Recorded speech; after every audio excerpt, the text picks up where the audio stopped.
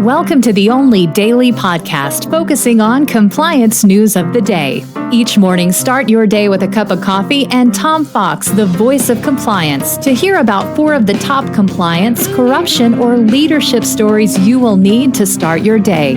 The Daily Compliance News is a production of the Compliance Podcast Network. First, a word from our sponsor.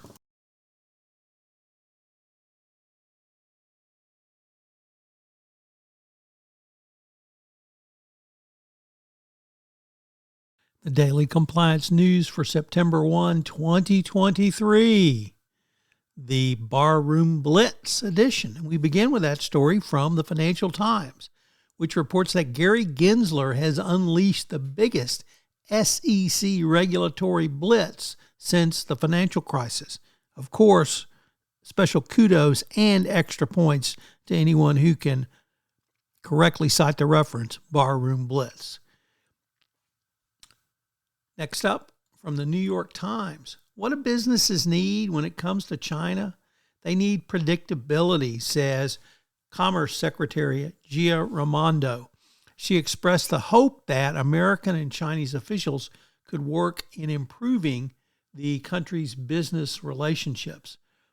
I think that really speaks to something every compliance professional needs to certainly embrace, that corporations want predictability. They want stability, but they want predictability, and that's what China is not giving us right now. China needs to set clear rules and then follow those rules. Unfortunately, in China, a rule is whatever we say the rule is. So it makes doing business incredibly difficult. So predictability will help sustainability.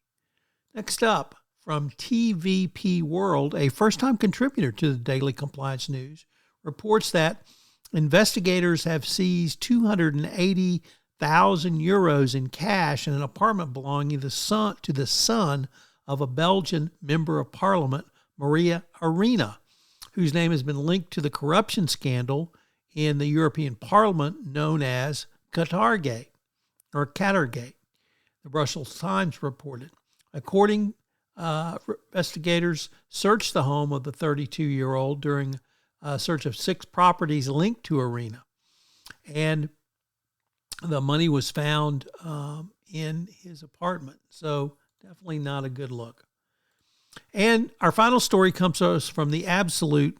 You don't know if he's clueless or he really is moving towards indicia of corruption, Clarence Thomas. And he has now claimed that anyone who claims he has a conflict of interest because he obtains gift, travel, and entertainment from billionaires who have cases in front of the Supreme Court, well, if you bring up those conflicts of interest, you are just espousing hate, rather. Well, Justice Thomas does not understand corruption. He does not understand conflicts of interest. He does not understand ethics, and he does not understand transparency. Justice Thomas has really moved to demonstrate he doesn't really care about being ethical. And now, after restating his GTE gifts from rich, wealthy people in front of the Supreme Court, he says, it's your fault. The Daily Compliance News is a production of the Compliance Podcast Network and a proud member of C-Suite Radio. Thanks so much for listening. I hope you'll join me again tomorrow.